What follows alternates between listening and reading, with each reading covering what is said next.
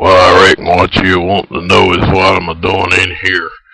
Reckon the reason I'm in here is 'cause I killed somebody. But I reckon what you want to know is how come I was to kill somebody. Well, I reckon I'll start at the front and tell you. I lived most of my life out behind my mother and father's house in a little old shed my daddy had built for me. They didn't want me up there in the house with the rest of them. I just mostly sat out there in the shed all the time looking at the ground. It didn't have no floor, but I had me a hole dug out to lay down in there and a quilter threw down there to lay on. My daddy was a hard-working man most of his life. Not that I can say the same for myself. I just mostly sit out there around there in the shed, tinkered with a lawnmower too, went to school off and on from time to time. With the children there at the schoolhouse, they made quite a bit of sport of me, made fun of me quite a bit. Some of them even roughed me up sometimes. So mostly I just stayed out there in the shed. My daddy worked down there at the sawmill, down there at the planer mill for an old man named Dixon. Old man Dixon, he's a very cruel feller. He didn't treat his employees very well, didn't pay them too much of a wage, didn't pay my daddy too much of a wage, just barely enough to scrape by on. But I reckon we got by all right. They come out, one or the other of them, usually my mother. They fed me pretty regular. At least I know that he made enough for me to have mustard and biscuits 3 or 4 times a week. Old man Dixon had a boy named Jesse Dixon. Jesse was really more cruel than his daddy was.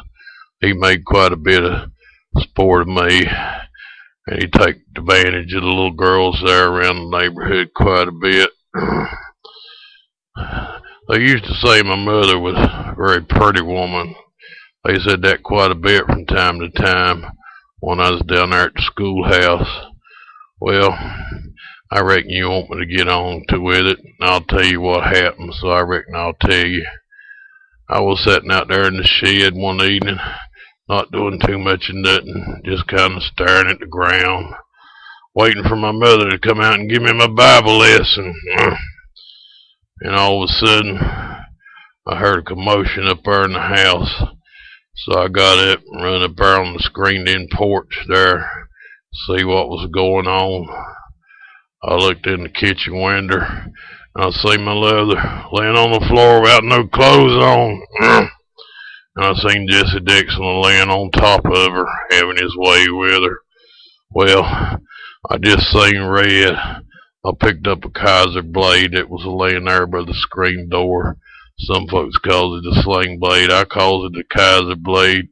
It's just a long handle, kind of like a lax handle, with a long blade on it, shaped kind of like a banana, sharp on one edge, dull on the other. It's what the highway boys use to knock down weeds and stuff. I just went in the kitchen there and I hit Jesse upside the head with it and knocked him off my mother. Well, I reckon that didn't quite satisfy me, so I hit him again with a sharp edge and plumb near cut his head off. Killed him. Well, my mother, she jumped up there and started yelling, "What'd you kill Jesse for? What'd you kill Jesse for?" Well, come to find out, my mother didn't really mind what Jesse was a-doing to her.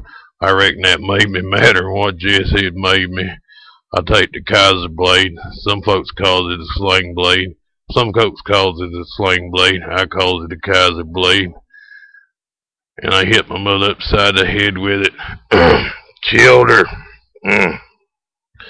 Some folks has asked me if I had it to do over again.